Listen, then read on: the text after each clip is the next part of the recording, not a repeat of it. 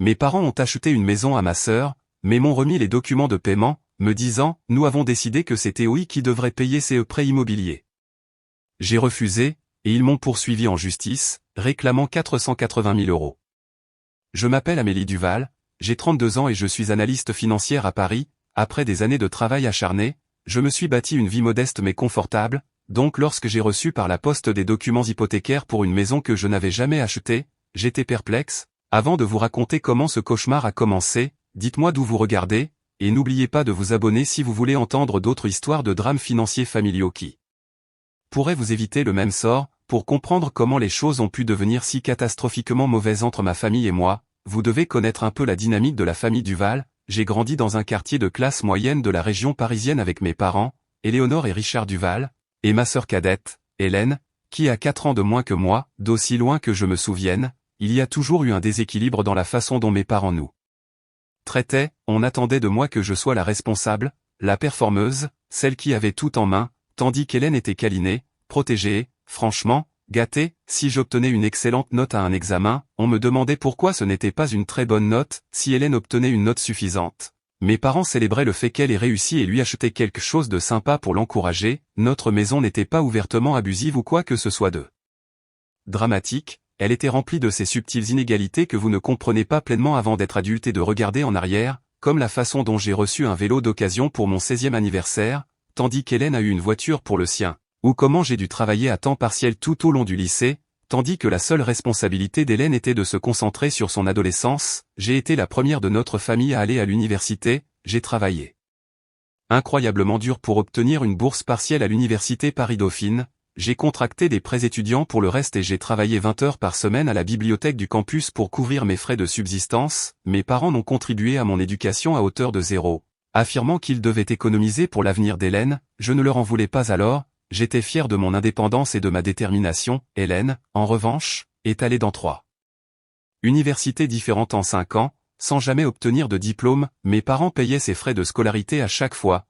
couvraient son appartement, lui donnaient de l'argent de poche et ne questionnaient jamais quand elle abandonnait pour se trouver. À l'âge de 23 ans, ils avaient dépensé bien plus de 150 000 euros pour ses études abandonnées, tandis que je remboursais toujours mes prêts étudiants. Après l'université, j'ai décroché un poste de débutante dans une entreprise financière à Paris. Je vivais avec 3 colocataires dans un appartement exigu, je mangeais des nouilles instantanées plus souvent que je ne voudrais l'admettre, et je consacrais chaque euro épargné à ma dette étudiante. Il a fallu 5 ans à vivre ainsi que plusieurs promotions, avant que je puisse m'offrir mon propre appartement d'une chambre. J'ai constitué un fonds d'urgence, cotisé à mon épargne retraite et finalement remboursé mes prêts étudiants à l'âge de 30 ans. L'indépendance financière a été durement acquise, mais j'en étais fier. Pendant ce temps, Hélène changeait d'emploi sans arrêt, travaillant dans le commerce de détail, comme serveuse, ou dans des tâches administratives, ne restant jamais plus de quelques mois au même endroit. Elle a vécu dans le sous-sol de nos parents, sans loyer, jusqu'à l'âge de 27 ans. Quand elle a finalement déménagé,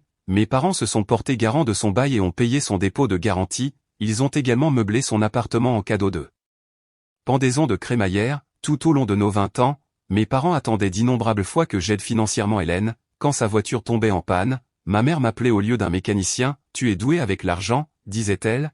Tu peux sûrement épargner quelques centaines d'euros pour la réparation de la voiture de ta sœur. Elle en a vraiment besoin pour le travail. Ou quand Hélène voulait partir en vacances avec des amis mais ne pouvait pas se le permettre.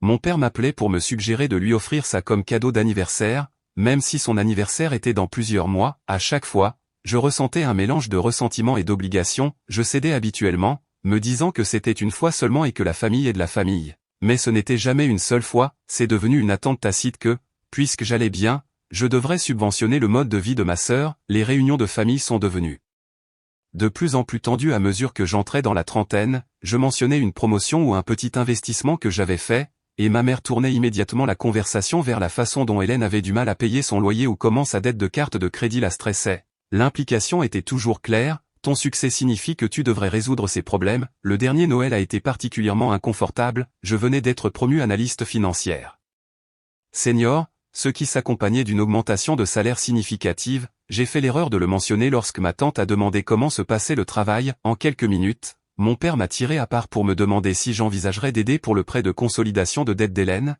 Elle se noie dans les paiements d'intérêt, a-t-il dit. Avec ton nouveau poste, cela ne ferait qu'une légère entaille dans tes finances. J'ai esquivé en disant, je dois regarder mon budget, mais en partant, j'ai entendu ma mère dire à Hélène, ne t'inquiète pas, nous trouverons quelque chose avec Amélie, elle ne comprend pas comment le monde réel fonctionne pour les gens normaux. L'ironie de cette déclaration venant de quelqu'un qui n'avait jamais permis à ma sœur de connaître le vrai monde ne m'a pas échappé. Malgré tout cela, j'aspirais toujours à l'approbation de ma famille, je voulais qu'ils soient fiers de ce que j'avais accompli grâce au travail acharné.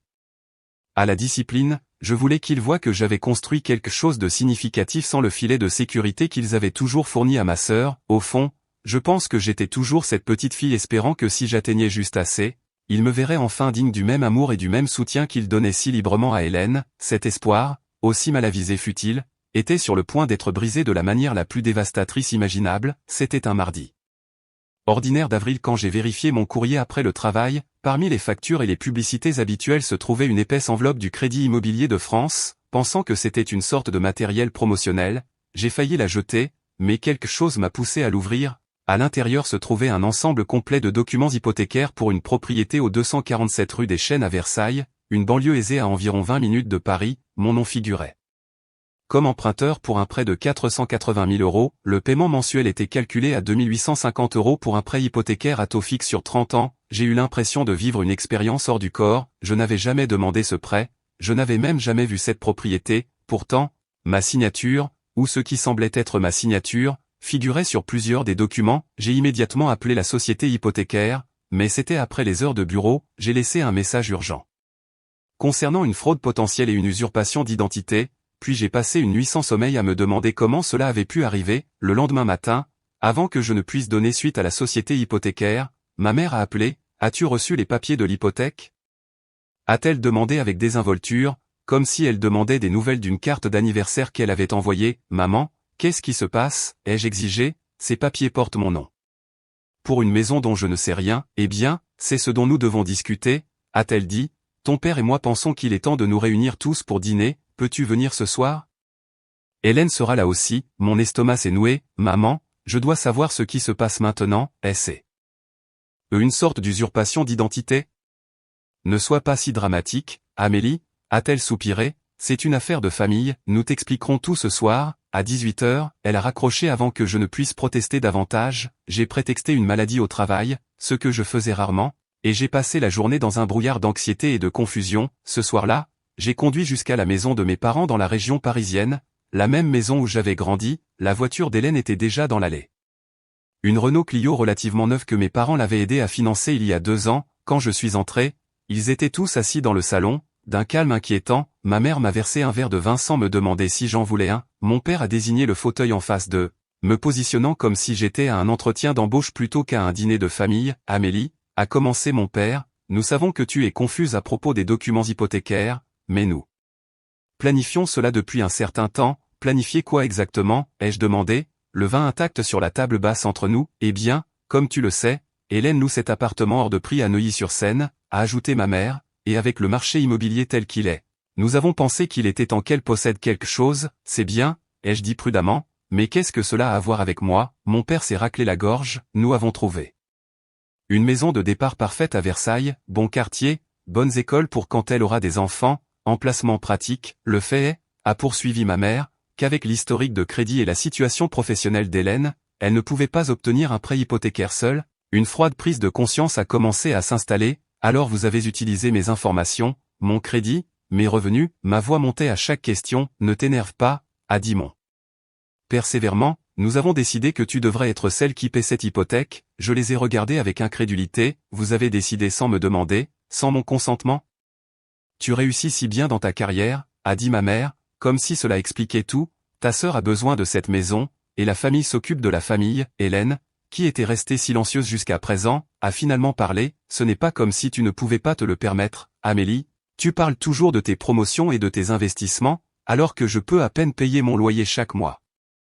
Parce que tu n'as jamais gardé un emploi plus de quelques mois, ai-je explosé, et même si je pouvais me le permettre, ce qui, soit dit en passant, est absolument impossible sans faire dérailler complètement mon propre avenir financier, cela ne donne à personne le droit de commettre une fraude en mon nom. Fraude est un mot très laid, a dit ma mère en fronçant les sourcils. Nous sommes la famille. Comment avez-vous fait ça? Ai-je exigé? Comment avez-vous obtenu ma signature? Mes informations financières, mon père s'est agité inconfortablement, nous avions encore tes anciennes déclarations de revenus quand tu vivais à la maison, et ta mère, eh bien, elle a toujours été douée pour copier les signatures, je me suis senti physiquement mal. Alors vous avez falsifié ma signature sur des documents légaux? Avez-vous une idée de la gravité de cela? C'est une usurpation d'identité. C'est une fraude. C'est un crime. Ne sois pas si dramatique, a ricané Hélène, ce n'est pas comme si nous étions des étrangers qui profitaient de toi, nous sommes ta famille, une famille qui, apparemment, trouve normal de voler mon identité et de me coller un demi-million d'euros de dette sans ma permission, je criais maintenant, incapable de contenir ma fureur et mon incrédulité, baisse la voix, a ordonné mon père, la décision a été prise, la maison a déjà été achetée, Hélène emménage la semaine prochaine. La décision n'a pas été prise, ai-je dit en me levant, je n'ai pas donné mon accord, et je ne paierai pas une hypothèque à laquelle je n'ai pas souscrit. Qu'est-ce que tu dis? A demandé ma mère, sa voix dangereuse et basse, je dis non, absolument pas. Je ne paierai pas un seul centime pour cette hypothèque. Et demain, je signalerai cela comme une fraude à la police et à la société hypothécaire. Il y a eu un moment de silence stupéfait avant que l'enfer ne se déchaîne, Hélène a éclaté en sanglots, hurlant que je ruinais sa vie, ma mère a commencé à énumérer tous les sacrifices qu'ils avaient faits pour moi au fil des ans, la plupart étant de pures inventions, mon père a menacé de me renier si je ne faisais pas, la bonne chose pour une fois dans un mal-vie égoïste, la bonne chose, j'ai ri. Amèrement, la bonne chose aurait été d'enseigner à Hélène la responsabilité financière au lieu de favoriser sa dépendance, la bonne chose aurait été de me respecter suffisamment pour au moins me demander avant de commettre un crime en mon nom, j'ai attrapé mon sac et me suis dirigé vers la porte, ma mère m'a suivi, me saisissant le bras, si tu passes cette porte, tu ne fais plus partie de cette famille, a-t-elle sifflé, je l'ai regardé droit dans les yeux, si faire partie d'eux. Cette famille signifie vous laisser détruire mon avenir financier et enfreindre la loi, alors peut-être que je ne veux plus en faire partie, j'ai conduit ce soir-là, les larmes coulant sur mon visage, oscillant entre la rage, la trahison et un chagrin écrasant, la famille que j'avais passé toute ma vie à essayer de satisfaire venait de révéler l'étendue de leur mépris pour moi, je n'étais pas une fille pour eux, j'étais un distributeur automatique avec un esprit indépendamment gênant, le lendemain matin de ce désastreux dîner de famille, j'ai appelé mon amie Sophie, qui travaille comme parajuriste dans un cabinet d'avocats spécialisé dans les crimes financiers, j'ai expliqué la situation, ma voix tremblant encore de colère et d'incrédulité, Amélie, c'est grave, a dit Sophie après avoir écouté mon histoire, ce que tes parents ont fait est une usurpation d'identité et une fraude hypothécaire, ce sont des crimes fédéraux passibles de graves peines, je sais, ai-je dit. Me sentant malade, mais ce sont mes parents, et cela détruirait ma sœur s'ils allaient en prison, écoute, je ne dis pas que tu dois porter plainte immédiatement, mais tu dois absolument te protéger légalement et financièrement, cette hypothèque est à ton nom, si les paiements ne sont pas effectués, c'est ta cote de crédit qui chutera, ton avenir qui sera affecté, Sophie m'a mise en contact avec Rachel Cohen, une avocate de son cabinet qui a accepté de me voir pro bono pour une première consultation, Rachel n'a pas mâché ses mots, d'abord, nous devons tout documenter, a-t-elle dit, puis nous devons notifier formellement la société hypothécaire, le bureau des registres fonciers et potentiellement la police que cette hypothèque a été obtenue frauduleusement, sans ton consentement, mes parents iront-ils en prison?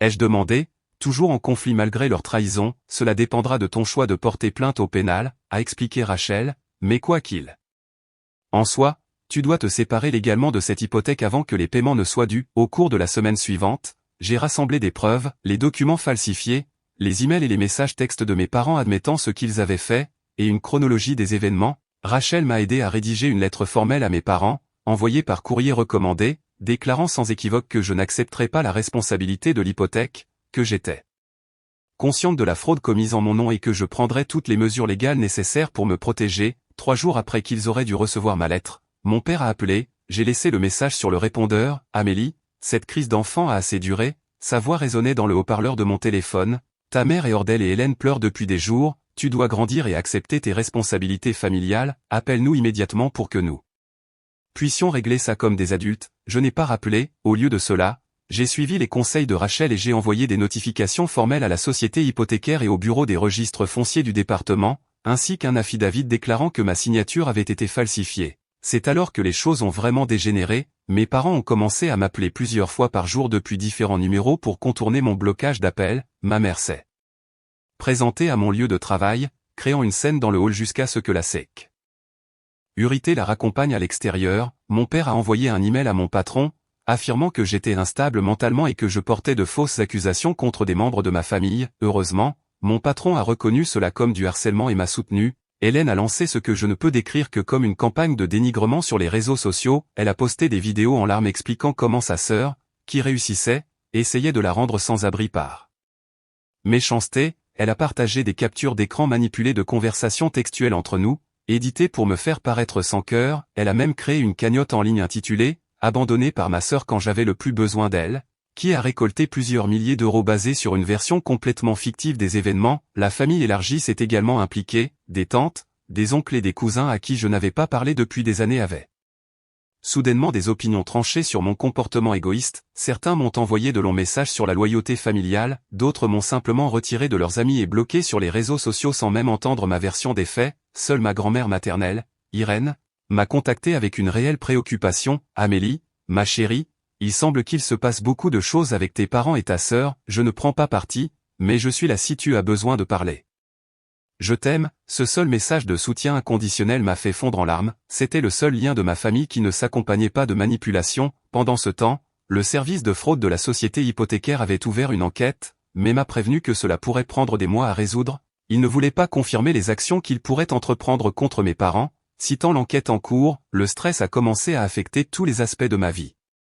J'avais du mal à dormir, me réveillant souvent de cauchemars où j'étais sans abri ou en prison pour des dettes que je n'avais pas contractées. Mes performances au travail ont chuté, ce qui a incité mon responsable à me contacter avec inquiétude. J'ai arrêté d'aller à mon cours de yoga hebdomadaire, de voir des amis ou de faire quoi que ce soit d'autre que d'aller au travail et de rentrer chez moi pour regarder anxieusement mes emails pour des mises à jour de Rachel ou de la société hypothécaire. Puis est venu l'ultimatum. Mon père a laissé un message vocal qui m'a glacé jusqu'aux os. « Amélie, c'est ton dernier avertissement. Ta mère et moi avons consulté notre avocat. Si tu ne retires pas tes plaintes pour fraude et n'assumes pas la responsabilité de l'hypothèque de ta sœur d'ici la fin de la semaine, nous intenterons une action en justice contre toi pour la valeur totale de la maison. Tu penses peut-être que tu es maligne avec ton avocat chic de Paris, mais nous avons des décennies de preuves d'accords verbaux et d'engagements familiaux que tout juge reconnaîtra. Ne nous mets pas à l'épreuve là-dessus. » J'ai immédiatement transféré le message vocal à Rachel, qui m'a appelé quelques minutes plus tard. « Il bluffe », m'a-t-elle assuré. Il n'existe pas d'accords verbaux exécutoires concernant la prise en charge d'une hypothèque d'un demi-million d'euros pour quelqu'un d'autre, et les engagements familiaux ne sont pas des contrats légalement contraignants. Alors je devrais ignorer la menace, ai-je demandé. Rachel a fait une pause. Pas exactement, fût-il ou non, s'ils intentent une action en justice, tu devras y répondre et te défendre, même contre des allégations sans fondement, peut-être coûteux et stressant. Que dois-je faire? Continue de tout documenter, ne t'engage pas directement avec eux, et Amélie, tu pourrais envisager de demander une ordonnance restrictive, étant donné l'escalade du harcèlement, une ordonnance restrictive contre mes propres parents. La suggestion était si surréaliste que j'ai ri malgré moi, mais le rire s'est rapidement transformé en larmes alors que le poids de la situation s'écrasait à nouveau sur moi. Comment en était-on arrivé là? Comment les personnes qui étaient censées m'aimer et me protéger étaient-elles devenues celles dont j'avais besoin de protection légale? 4 jours plus tard, j'ai été signifié des papiers de poursuite à mon appartement. Mes parents me poursuivaient en effet pour 480 000 euros, la valeur totale de la maison qu'ils avaient frauduleusement achetée en mon nom. Leur plainte légale était un chef-d'œuvre de manipulation et de révisionnisme historique, affirmant que j'avais verbalement accepté d'acheter une maison pour ma sœur, que j'avais renié un pacte familial, et qu'ils avaient agi en tant qu'agents de bonne foi. C'était absurde, exaspérant et terrifiant tout à la fois, car, aussi infondées que fussent leurs allégations, j'étais maintenant confronté à une vraie action en justice qui pouvait vider mes économies, nuire à ma réputation professionnelle et traîner pendant des mois, voire des années. Alors que j'étais assise sur mon canapé ce soir-là, les papiers légaux éparpillés autour de moi, j'ai atteint mon point le plus bas. Je me suis senti complètement seul. La famille que j'avais passé toute ma vie à essayer de satisfaire m'avait non seulement trahi, mais essayait maintenant activement de détruire l'indépendance que j'avais si durement bâtie. Pour la première fois, je me suis permis de me demander si je ne ferais pas mieux de céder, de payer l'hypothèque, d'accepter le revers financier et d'essayer de sauver ce qui restait de mes relations familiales. Mais au fur et à mesure que la pensée se formait, j'ai ressenti une vague de clarté percer le brouillard émotionnel. Non, il ne s'agissait plus d'argent, il s'agissait de résister à des décennies de manipulation et de traitement inégal. Il s'agissait de refuser d'être financièrement abusé par les personnes qui auraient dû être mes plus grands soutiens. J'ai pris mon téléphone et j'ai appelé Rachel. Ils me poursuivent vraiment, ai-je dit quand elle a répondu, et je veux me battre jusqu'au bout. Le procès que mes parents ont intenté contre moi était officiellement intitulé Duval et Duval contre Duval, un reflet douloureusement ironique de la façon dont la famille s'était retournée contre la famille. La plainte faisait 37 pages, remplie d'allégations allant de la rupture de contrat verbal à l'enrichissement sans cause en passant par la fraude familiale. ce dernier terme n'étant même pas un concept juridique réel. Rachel l'a examiné et a confirmé ce qu'elle soupçonnait, c'était une affaire juridiquement fragile, conçue principalement pour m'intimider afin que je me conforme, mais fragile ou non, je devais quand même y répondre formellement dans les 21 jours, sous peine de risquer un jugement par défaut contre moi. Je peux vous aider avec la première réponse, a proposé Rachel, mais pour un cas aussi complexe, vous avez vraiment besoin d'un avocat spécialisé en litige qui se spécialise dans les litiges financiers familiaux. Le problème était que les avocats spécialisés en litige sont chers, prohibitivement chers pour quelqu'un avec un salaire décent mais pas extravagant comme le mien. Rachel m'a fourni plusieurs références, et après des consultations avec 3 avocats différents, j'ai opté pour Marc Beaumont, qui avait une solide expérience dans les affaires d'exploitation financière familiale. Ses honoraires initiaux étaient de 10 000 €, ce qui représentait la quasi-totalité de mon fonds d'urgence que j'avais diligemment économisé au fil des ans grâce à une budgétisation minutieuse. Je vais être honnête avec vous, mademoiselle Duval, a dit Marc lors de notre première réunion officielle.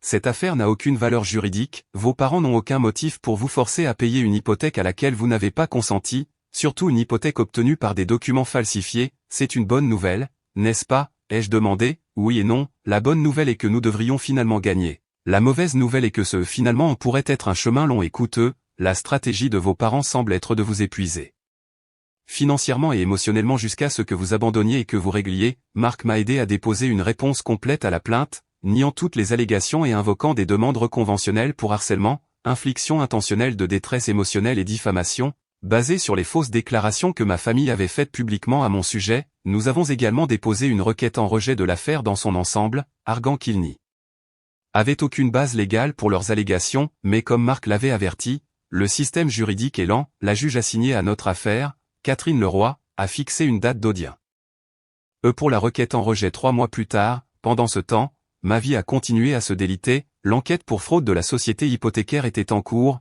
mais ils m'ont informé que tant qu'elle ne serait pas résolue, l'hypothèque resterait techniquement à mon nom.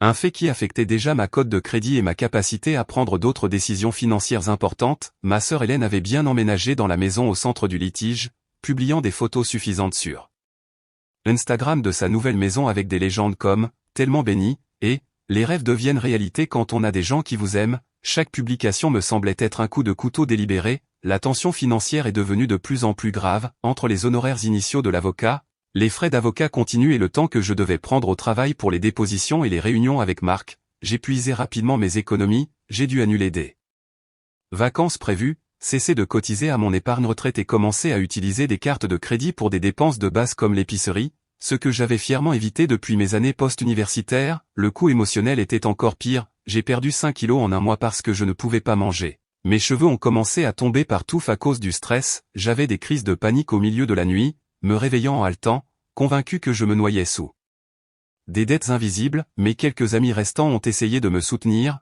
mais il était clair qu'ils étaient perplexes face à la situation. Tu ne peux pas simplement régler ça, demandait-il. Après tout, c'est ta famille, ou pire, peut-être devrais-tu envisager d'aider ta sœur si tu peux te le permettre. La famille est pour toujours. Ces commentaires bien intentionnés mais ignorants n'ont fait qu'approfondir mon isolement. Personne ne semblait comprendre la violation fondamentale qui s'était produite, comment mes propres parents avaient instrumentalisé ma responsabilité financière contre moi, comment ils avaient commis de véritables crimes en mon nom, comment ils essayaient maintenant de me forcer légalement à subventionner le mode de vie de ma sœur adulte. Même ma thérapeute, que j'ai commencé à voir chaque semaine pour faire face à l'anxiété, a semblé suggérer subtilement qu'il y avait peut-être un compromis à trouver. Parfois, dans les conflits familiaux, gagner la bataille signifie perdre la guerre, a-t-elle dit lors d'une séance. Que signifierait pour vous de préserver ces relations même à un certain coût financier? Je ne suis pas retourné à son cabinet après cette séance. Je n'avais pas besoin de quelqu'un d'autre suggérant que je devrais sacrifier mon bien-être financier sur l'autel de dynamiques familiales toxiques. 3 mois après le début du procès, l'avocat de mes parents a approché Marc avec une offre de règlement. Je prendrai en charge les paiements hypothécaires pendant 5 ans, après quoi la maison serait refinancée au nom d'Hélène, en supposant qu'elle puisse se qualifier d'ici là, et mes parents abandonneraient le procès. Marc a présenté l'offre sans recommandation, me demandant simplement ce que je voulais faire. Je suis resté assise dans son bureau, fixant le document de règlement, un tourbillon d'émotions en moi, une partie de moi, la partie épuisée, financièrement exsangue, émotionnellement vidée, était tenté d'accepter juste pour mettre fin au cauchemar. 5 ans de paiements hypothécaires seraient accablants, mais pas complètement ruineux. Je pourrais me remettre éventuellement, mais ensuite, j'ai pensé à ce que l'acceptation signifierait vraiment. cela signifierait que les tactiques de mes parents avaient fonctionné, cela signifierait que falsifier ma signature, voler mon identité, puis me poursuivre en justice quand j'ai objecté, était une stratégie. Réussi, cela signifierait s'engager pour 5 années supplémentaires de contrôle financier et de manipulation. Non, ai-je dit finalement, ma voix plus forte qu'elle ne l'avait été depuis des mois, je ne transigerai pas, pas pour 5 ans, pas pour 5 mois, pas pour 5 minutes, ce qu'ils ont fait était mal, et je ne le validerai pas en cédant maintenant. Marc a acquiescé, un soupçon d'approbation dans son expression, je transmettrai une réponse, et mademoiselle Duval, pour ce que ça vaut, je pense que vous prenez la bonne décision. La nuit précédant notre audience pour la requête en rejet, j'ai touché le fond, seul dans mon appartement, entouré de documents juridiques, de factures impayées et des restes d'un dîner que je n'arrivais pas à finir, j'ai complètement craqué. J'ai sangloté jusqu'à ne plus pouvoir respirer, de grands sanglots saccadés qui semblaient venir du plus profond de moi, j'ai pleuré pour la petite fille qui avait toujours essayé si fort de gagner l'approbation de ses parents, j'ai pleuré pour la jeune femme qui avait fait ses études sans soutien, j'ai pleuré pour l'adulte qui avait construit une vie de responsabilité financière, seulement pour la voir menacée par les personnes mêmes qui auraient dû être les plus fières de ses réalisations, et alors que les larmes se sont finalement calmées, j'ai senti quelque chose changer en moi, le chagrin était toujours là, mais à côté, il y avait une résolution d'acier, je ne serais pas brisé par cela, je ne les laisserai pas gagner, quoi qu'il arrive au tribunal demain, je l'affronterai avec la même détermination qui m'avait porté à travers tous les autres défis de ma vie. J'ai envoyé un message à Marc, je suis prête pour demain, quoi qu'il en coûte. Sa réponse est venue rapidement, reposez-vous, je vous verrai au palais de justice à 8h30, et Amélie, vous êtes plus forte que vous ne le savez, pour la première fois depuis des mois, j'ai dormi toute la nuit sans cauchemar. Le palais de justice du département était un imposant bâtiment en pierre qui semblait conçu pour intimider. Je suis arrivé à 8h15, 15 minutes plus tôt que prévu, vêtu de mon tailleur bleu marine le plus professionnel et de talons bas. Marc m'a rencontré sur les marches du palais de justice, mallette à la main et démarche assurée. N'oubliez pas, a-t-il dit alors que nous passions le contrôle de sécurité, la juge Leroy a la réputation d'être minutieuse et juste, mais elle ne tolère pas les appels émotionnels à la place des arguments juridiques. Laissez-moi parler, sauf si elle vous adresse directement la parole. Nous avons été dirigés vers la salle d'audience 4B, où plusieurs autres affaires étaient prévues avant la nôtre. J'ai aperçu mes parents et Hélène assis de l'autre côté de la galerie, tous les trois vêtus de tenues conservatrices qui criaient « Famille respectable ». Ma mère serrait un mouchoir, comme si elle était déjà prête à essuyer des larmes théâtrales. Mon père était assis rigidement droit, la mâchoire serrée dans l'expression que je connaissais depuis l'enfance et qui signifiait qu'il attendait une conformité totale. Hélène gardait les yeux baissés, mais je l'ai surprise à me lancer un regard venimeux quand elle pensait que je ne la regardais pas. Leur avocat, Laurent Perrier, était un homme aux cheveux argentés dans un costume coûteux, qui dégageait une confiance suffisante. Il a acquiescé sèchement en direction de Marc, mais ne m'a pas du tout reconnu. À 9h précises, l'huissier a appelé la cour à l'ordre et la juge Catherine Leroy est entrée. C'était une femme noire d'une cinquantaine d'années, aux cheveux gris coupés courts et aux yeux intelligents derrière des lunettes élégantes. Elle a traité les affaires préliminaires efficacement mais sans précipitation, accordant à chaque affaire toute son attention avant de passer à la suivante. À 10h45, l'huissier a finalement appelé « Duval et Duval contre Duval ». Mon estomac s'est noué alors que Marc et moi nous approchions de la table des demandeurs, tandis que mes parents et l'avocat Perrier prenaient place à la table de la défense. « Nous sommes ici pour la requête en rejet du défendeur », a déclaré la juge Leroy en regardant le dossier devant elle. J'ai examiné la plainte, la réponse et tous les documents justificatifs. Maître Beaumont, en tant que partie requérante, vous pouvez commencer. Marc s'est levé et a boutonné sa veste. Merci, votre honneur, cette affaire devrait être rejetée définitivement car elle ne contient aucune allégation légale valide sur laquelle une réparation peut être accordée. Les plaignants, M et Madame Duval, tentent de faire valoir un accord verbal inexistant selon lequel leur fille, ma cliente Amélie Duval, paierait une hypothèque pour une maison achetée pour leur autre fille, Hélène Duval. Il a ensuite méthodiquement démantelé chaque allégation dans la plainte de mes parents, soulignant qu'aucune preuve n'existait d'un quelconque accord, que les contrats verbaux pour les transactions immobilières étaient inapplicables en vertu de la loi sur la fraude, et que mes parents avaient admis par écrit avoir falsifié ma signature sur les documents hypothécaires, un crime fédéral. De plus, votre honneur, a poursuivi Marc. Nous avons déposé une demande reconventionnelle pour la détresse émotionnelle causée par cette campagne de harcèlement, ainsi que pour les dommages à la cote de crédit et à la situation financière de mademoiselle Duval résultant de l'hypothèque frauduleuse. La juge Leroy a écouté attentivement, prenant occasionnellement des notes. Quand Marc a terminé, elle s'est tournée vers l'avocat Perrier. Conseil des plaignants, votre réponse? Perrier s'est levé avec un panache. Votre honneur, cette affaire porte fondamentalement sur les obligations familiales et les contrats implicites qui existent dans le contexte unique des relations familiales. Les Duval ont élevé leur fille, pourvu à son éducation et soutenu ses aspirations professionnelles. En retour, il y avait une entente selon laquelle, lorsque sa sœur aurait besoin d'aide, Amélie la lui fournirait. J'ai dû me mordre la langue pour ne pas l'interrompre avec la vérité. Que mes parents n'avaient rien contribué à mon éducation et que toute entente n'existait que dans leur imagination. Marc m'avait prévenu de maintenir une expression neutre, quoi qu'il soit dit, mais il m'a fallu toute la maîtrise de soi que je possédais. Perrier a continué, sa voix prenant une qualité dramatique. Les Duval ont agi en tant qu'agents de leur fille pour obtenir cette hypothèque, croyant de bonne foi qu'elle avait accepté d'aider sa sœur à réaliser le rêve français de l'accession à la propriété. Ce n'est qu'après que l'achat fut terminé que mademoiselle Duval a renié cet engagement familial, ne laissant à ses parents d'autre choix que de chercher un recours légal. L'expression de la juge Leroy est restée neutre, mais sa question suivante suggérait du scepticisme. Conseiller, soutenez-vous que les parents ont un droit légal inhérent à falsifier la signature de leur enfant adulte sur des documents hypothécaires, basés sur un engagement familial présumé?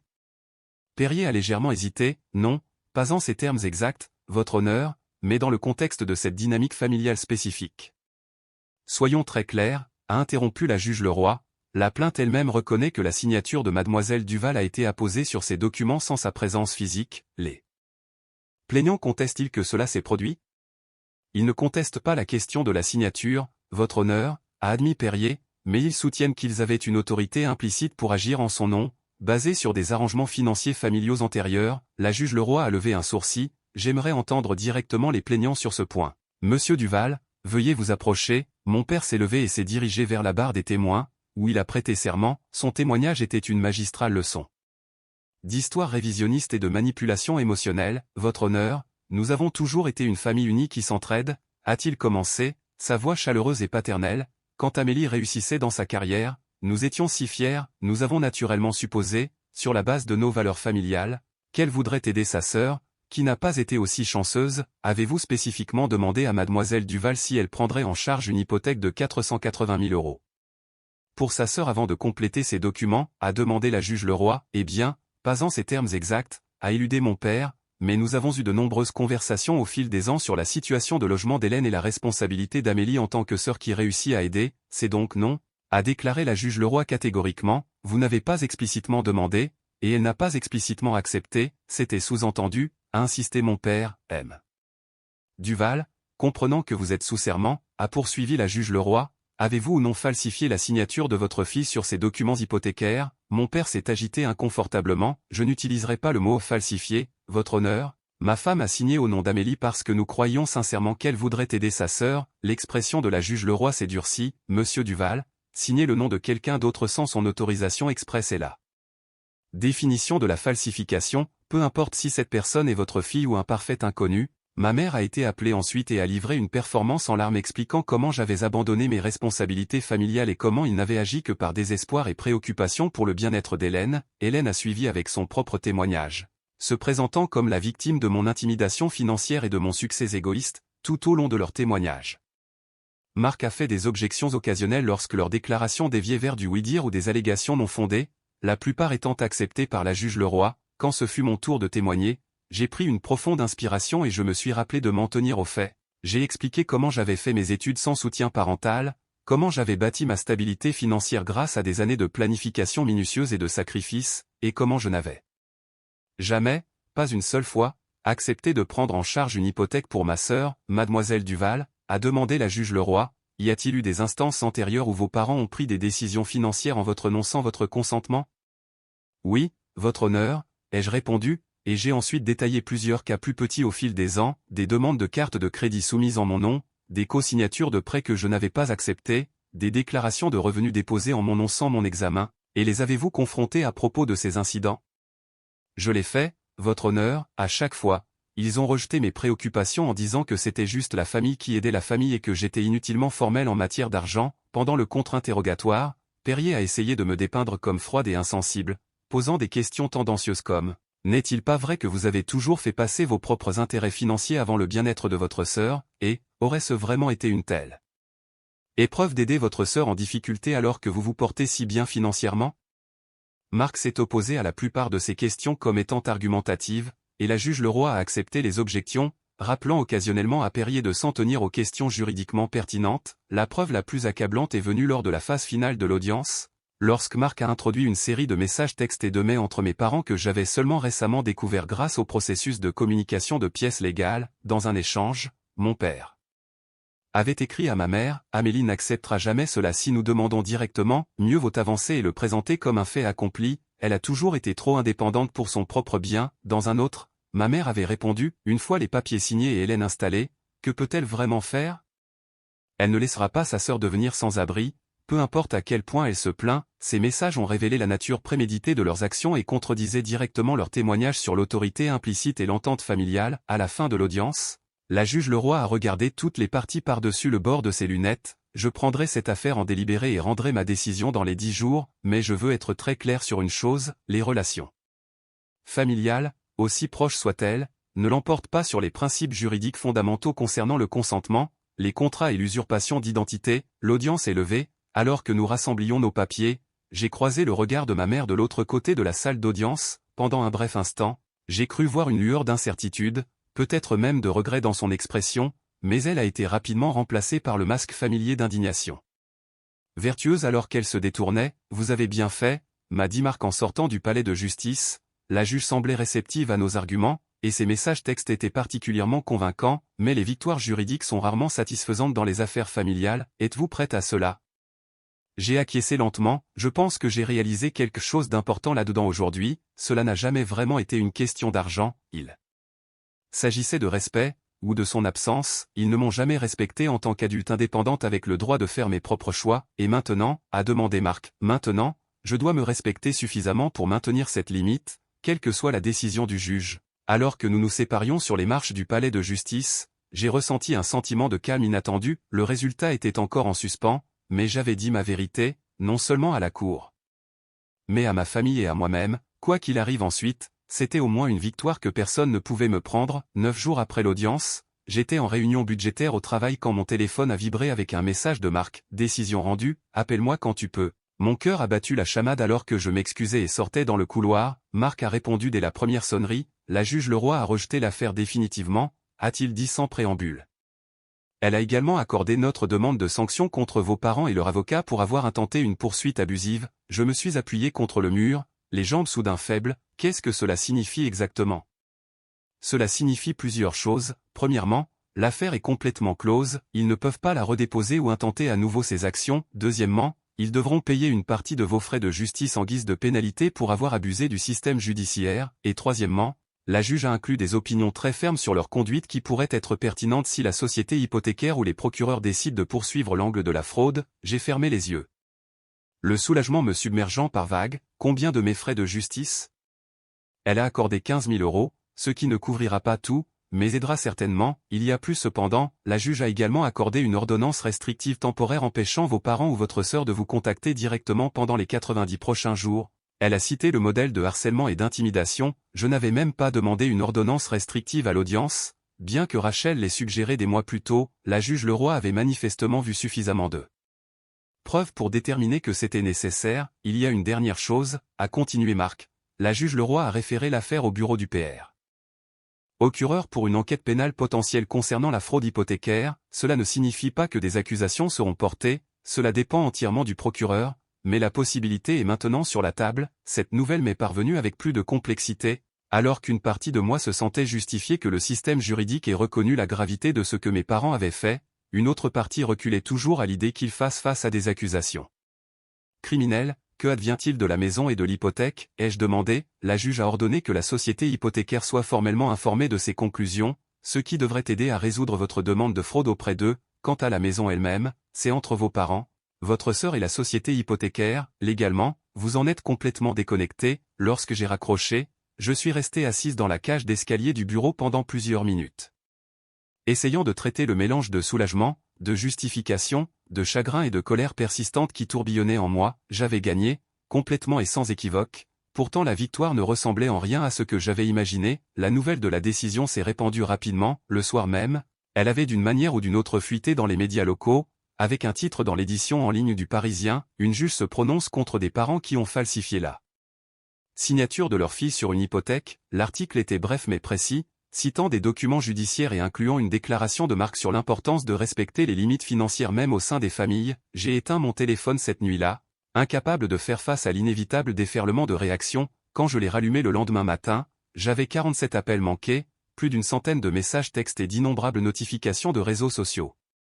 Certains venaient de journalistes cherchant des commentaires, beaucoup venaient de membres de la famille élargie, certains exprimant leur choc et leur soutien, d'autres me condamnant pour avoir porté des affaires familiales devant les tribunaux, plusieurs venaient d'anciens amis qui avaient initialement pris parti pour ma sœur mais tentaient maintenant maladroitement de reprendre contact. Le plus choquant, cependant, était un message vocal de ma sœur Hélène, laissé à 2h13 du matin, « J'espère que tu es heureuse maintenant », a-t-elle marmonné, clairement en état d'ébriété. Maman a eu 2 crises de panique depuis la décision, papa parle de déclarer faillite, et j'ai 30 jours pour quitter ma maison parce que la banque procède à la saisie. Tu as détruit cette famille, Amélie, j'ai toujours su que tu étais égoïste, mais je n'aurais jamais pensé que tu irais aussi loin. J'espère que ton argent précieux te tiendra chaud la nuit, parce que tu n'as plus de famille. J'ai supprimé le message après l'avoir écouté une fois, décidant de ne pas lui donner de pouvoir sur mes émotions. Quoi qu'il arrive avec la maison, c'était la conséquence des actions de mes parents, pas les miennes. Je ne pouvais pas contrôler la façon dont ils choisissaient d'interpréter les événements ou s'ils accepteraient un jour leurs responsabilités. 3 jours après la décision,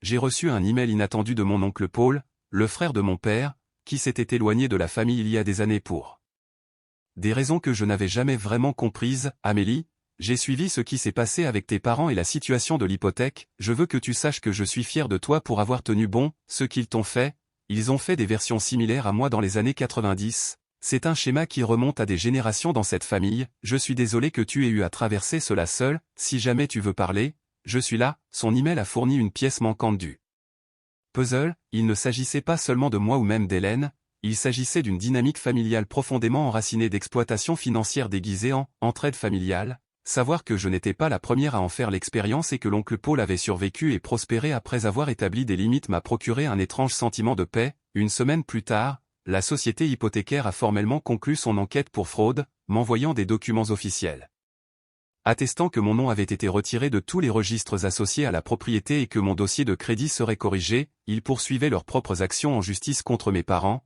mais m'ont assuré que j'étais complètement déchargé de toute responsabilité. Comme prévu, l'attention médiatique s'est rapidement estompée. Mon histoire était assez inhabituelle pour faire les nouvelles locales, mais pas assez sensationnelle pour durer. En 2 semaines, les articles ont disparu des premières pages, remplacés par de nouveaux scandales et des récits d'intérêt humain. Ce qui ne s'est pas estompé aussi rapidement, ce sont les répercussions personnelles. Les membres de la famille élargie qui m'avaient initialement condamné ont commencé à me contacter après avoir lu la décision du juge, offrant un soutien tardif qui semblait creux après leur silence antérieur. J'ai répondu poliment mais avec distance à la plupart, reconnaissant que la reconstruction de la confiance prendrait du temps, si tant est qu'elle se produise un jour. Les réseaux sociaux de ma sœur ont subi une transformation spectaculaire, les photos suffisantes de sa maison ont disparu, remplacées par de vagues citations inspirantes sur la façon de surmonter l'adversité et les personnes toxiques. Elle ne m'a jamais directement mentionné ni le procès, mais ses allusions passives-agressives étaient transparentes pour quiconque connaissait la situation. Selon des connaissances mutuelles,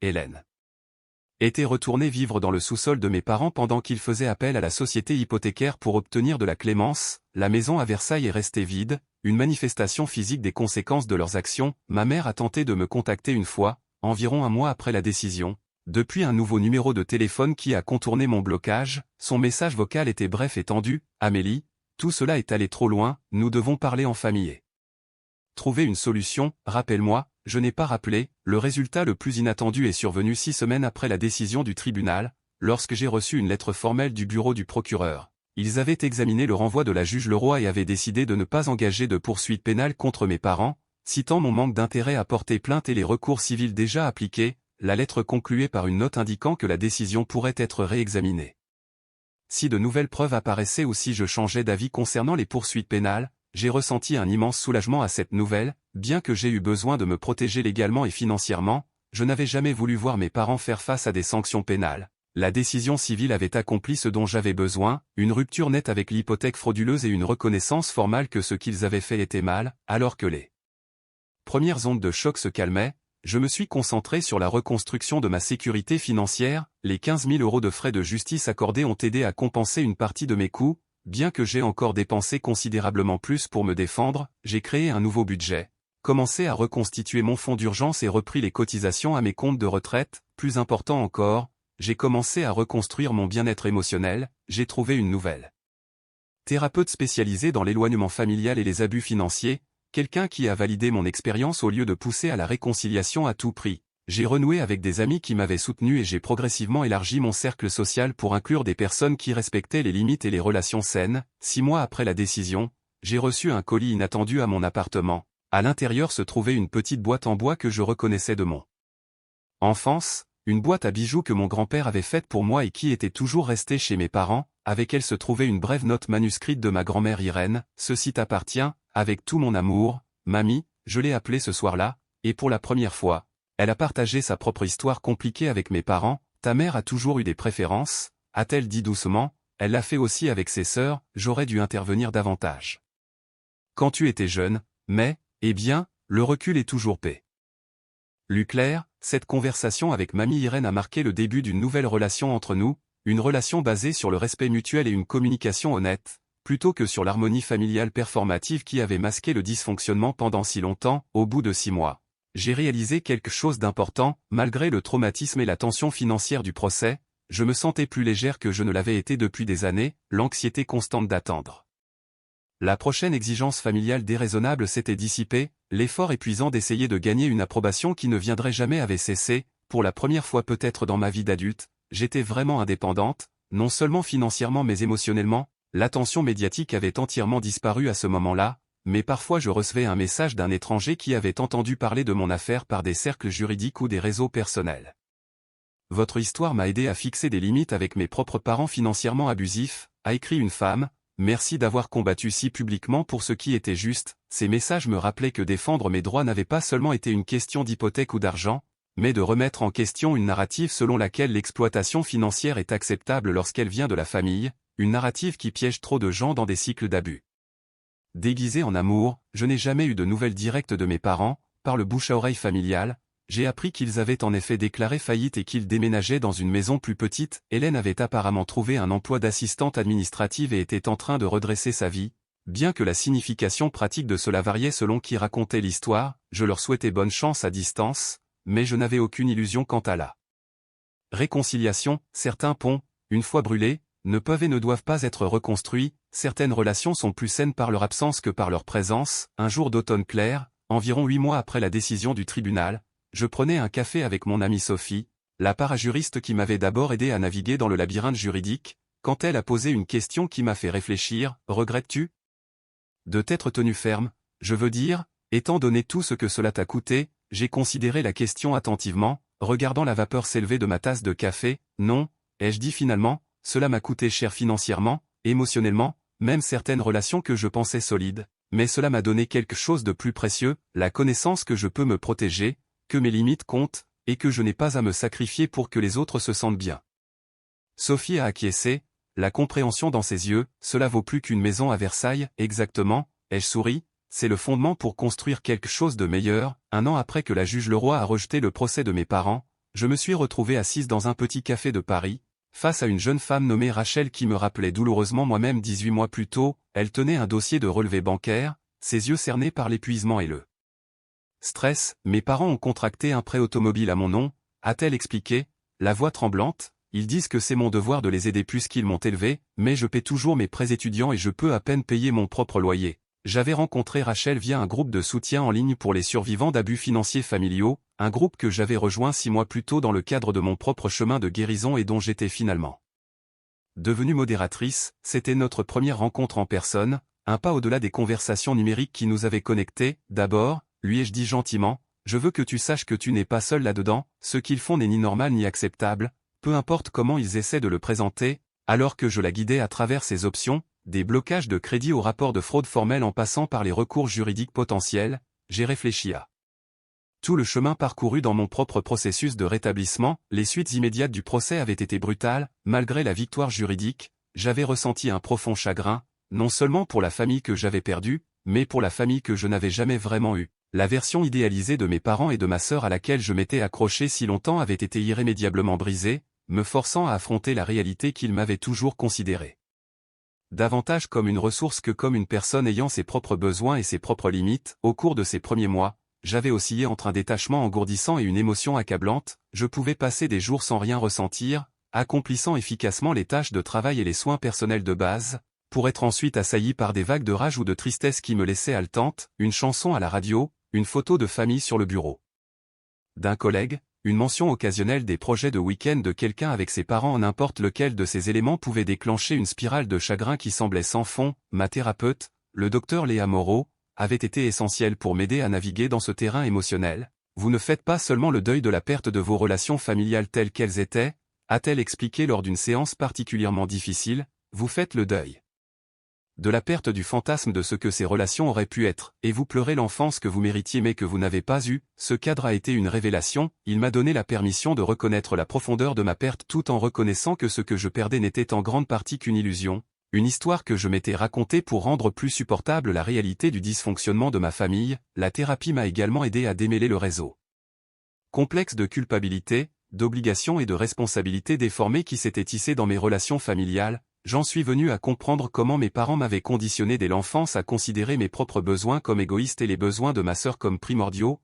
créant une dynamique où toute fixation de limite de ma part était interprétée comme une attaque contre l'unité familiale. L'abus financier est particulièrement insidieux, avait noté le docteur Moreau. Parce que l'argent est tellement lié à la survie, à la sécurité et, dans de nombreuses familles, aux expressions d'amour. Lorsque quelqu'un manipule vos finances, il n'attaque pas seulement votre compte bancaire, il sape votre sentiment de sécurité dans le monde. Cette perspicacité m'a aidé à recadrer mon expérience, non pas comme une querelle mesquine sur l'argent, mais comme un acte nécessaire d'autoprotection contre des personnes qui avaient démontré à plusieurs reprises qu'elles n'avaient pas mes meilleurs intérêts à cœur. La reconstruction pratique de ma vie s'est déroulée parallèlement à ce travail émotionnel. 6 mois après le procès, j'avais reçu une promotion significative au travail, passant d'analyste financière senior à chef d'équipe, avec une augmentation de salaire substantielle. L'ironie ne m'a pas échappé, mon expertise professionnelle en finance avait été essentielle pour reconnaître et combattre les abus financiers dans ma vie personnelle. J'avais également apporté un changement majeur de logement, déménageant de mon appartement d'une chambre à un condo ensoleillé de 2 chambres que j'ai acheté avec un prêt hypothécaire soigneusement structuré qui me procurait un sentiment de pouvoir plutôt que d'emprisonnement. La deuxième chambre est devenue un bureau à domicile combiné et une chambre d'amis, symbolisant à la fois mon avancement professionnel et mon ouverture à de nouvelles relations plus saines dans ma vie. Mon cercle social avait subi une transformation similaire, alors que certaines amitiés avaient été des victimes du conflit familial ou des personnes qui ne pouvaient pas comprendre ma dureté envers mes parents ou qui se sentaient mal à l'aise avec la réalité désordonnée de l'éloignement familial ou d'autres relations s'étaient approfondies. Sophie, mon amie parajuriste qui m'avait d'abord mise en contact avec une aide juridique, était devenue l'une de mes plus proches confidentes. Mon collègue Julien, qui m'avait remplacé pendant mes nombreuses absences liées au tribunal sans poser de questions ni de jugement, était passé de collègue à véritable ami. Le plus surprenant, j'avais développé une relation significative avec mon oncle Paul, le frère éloigné de mon père. Notre premier échange de mai avait évolué en appel téléphonique régulier et finalement en visite. Grâce à lui, j'ai eu un aperçu des schémas intergénérationnels de manipulation financière dans la famille de mon père, ce qui m'a aidé à comprendre que ce qui s'était passé n'était pas personnel, c'était un schéma toxique que mes parents reproduisaient plutôt qu'un rejet spécifique de moi. Ton grand-père a fait la même chose à ton père qu'il a essayé de te faire, a expliqué l'oncle Paul lors d'une de nos conversations. La différence est que ton père a capitulé, est devenu partie du système, puis l'a perpétué. Tu as brisé le cycle. Ce cadre, que j'avais brisé un cycle plutôt qu'une famille, est devenu crucial pour ma guérison. Il a transformé mon expérience d'un échec personnel à maintenir l'harmonie familiale en un refus courageux de perpétuer le dysfonctionnement. Une autre source inattendue de guérison est venue de ma connexion avec d'autres survivants d'abus financiers familiaux. Le groupe de soutien en ligne où j'ai rencontré Rachel avait initialement été juste un endroit pour partager des ressources et des conseils, mais il a évolué en une communauté qui a fourni le soutien et la compréhension inconditionnelle qui avaient été si manifestement absents dans ma famille biologique. Au sein de cette communauté, j'ai trouvé ma voie en tant que défenseur. J'ai commencé à partager mon histoire plus ouvertement, d'abord anonymement dans le groupe, puis dans un blog sous mon vrai nom, et finalement lors de conférences occasionnelles lors d'ateliers sur l'éducation financière. Chaque fois que j'articulais mon expérience, elle perdait un peu plus de son pouvoir de me blesser et gagnait du pouvoir pour potentiellement aider les autres. Votre histoire m'a donné le courage de vérifier mon dossier de crédit, a écrit un membre du groupe. J'ai trouvé 3 comptes que je n'avais jamais ouverts. Je n'aurais pas regardé si vous n'aviez pas partagé ce qui vous était arrivé. Des messages comme celui-ci ont renforcé l'idée que quelque chose de significatif pouvait émerger de ma douleur, que les limites que j'avais si durement combattues pour établir pouvaient créer un espace non seulement pour moi, mais pour d'autres aux prises avec des violations similaires. Vers le premier anniversaire du procès, j'ai reçu un email inattendu de ma sœur Hélène, contrairement à ses communications précédentes, qui avait été rempli de reproches et d'un sentiment de droit. Ce message était discret et hésitant. J'ai beaucoup réfléchi, a-t-elle écrit. Je ne suis pas prête à dire que je comprends tout ce qui s'est passé ou que je suis d'accord avec tous tes choix, mais j'ai commencé à voir certains schémas dans la façon dont maman et papa interagissent avec moi qui m'ont fait réfléchir à ce que tu essayais de nous dire. Je travaille maintenant avec un thérapeute, je n'attends pas de réponse, mais je voulais que tu le saches, j'ai délibéré pendant des jours sur l'opportunité de répondre. En consultation avec le docteur Moreau, j'ai finalement envoyé une réponse brève, compatissante mais avec des limites, accusant réception de son message et lui souhaitant bonne chance dans son cheminement thérapeutique, mais n'ouvrant pas la porte à une réconciliation immédiate.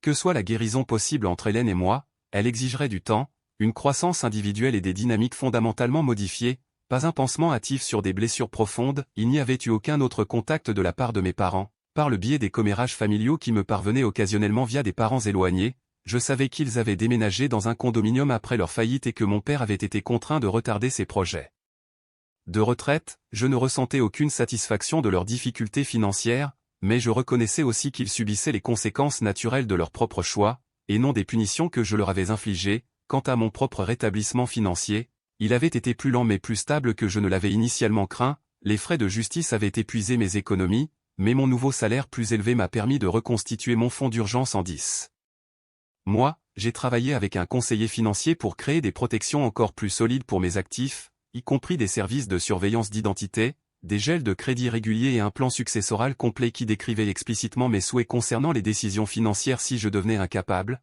Vous avez transformé le traumatisme financier en autonomisation financière, a commenté mon conseiller lors de notre examen annuel. C'est rare et impressionnant. Assise en face de Rachel dans ce café parisien, je pouvais voir en elle le même mélange de peur, de détermination et d'espoir qui m'avait porté à travers ma propre épreuve. Alors qu'elle posait des questions et prenait des notes, sa posture est progressivement passée d'une défensive recroquevillée à quelque chose de plus droit et de plus résolu. Et s'il ne me pardonne jamais, a-t-elle demandé, formulant enfin la question qui m'avait hanté pendant des mois. C'est la partie la plus difficile, ai-je admis, mais finalement, j'ai réalisé que je posais la mauvaise question. La vraie question n'est pas de savoir s'ils te pardonneront de t'être protégé, c'est de savoir si tu te pardonneras si tu ne le fais pas. Rachel a hoché la tête lentement, la compréhension s'éclairant dans ses yeux. Je pense que je dois passer quelques appels, a-t-elle dit, rassemblant ses documents avec une nouvelle détermination. Alors que nous nous séparions, je lui ai tendu ma carte. Quoi que tu décides, tu n'es pas seul là-dedans, le groupe est là, et moi aussi. En rentrant à mon condo après coup, j'ai réfléchi au voyage étrange, douloureux, mais finalement libérateur des 18 derniers mois. La famille que j'avais désespérément essayé de satisfaire pendant 32 ans n'était plus dans ma vie, et cette perte me faisait encore mal dans les moments calmes, mais à leur place avait grandi quelque chose de peut-être plus précieux, une confiance inébranlable en mon propre jugement. Une communauté de famille choisie construite sur le respect mutuel plutôt que l'obligation, et la connaissance que j'avais la force de protéger mes limites, même contre les personnes pour lesquelles j'avais appris toute ma vie à les sacrifier. Le procès que mes parents avaient l'intention d'utiliser comme un outil de contrôle était plutôt devenu le catalyseur de ma libération complète de leur manipulation émotionnelle et financière. En essayant de me forcer à payer une maison pour ma sœur, ils m'avaient involontairement poussé à construire quelque chose de bien plus précieux pour moi-même, une vie définie par des connexions authentiques, des limites claires, et la confiance tranquille qui vient d'avoir traversé une tempête et de se retrouver toujours debout de l'autre côté. Alors que j'atteignais mon immeuble, mon téléphone a vibré avec un message des modérateurs du groupe de soutien. Un autre nouveau membre avait rejoint, partageant une histoire fâcheusement similaire à la mienne.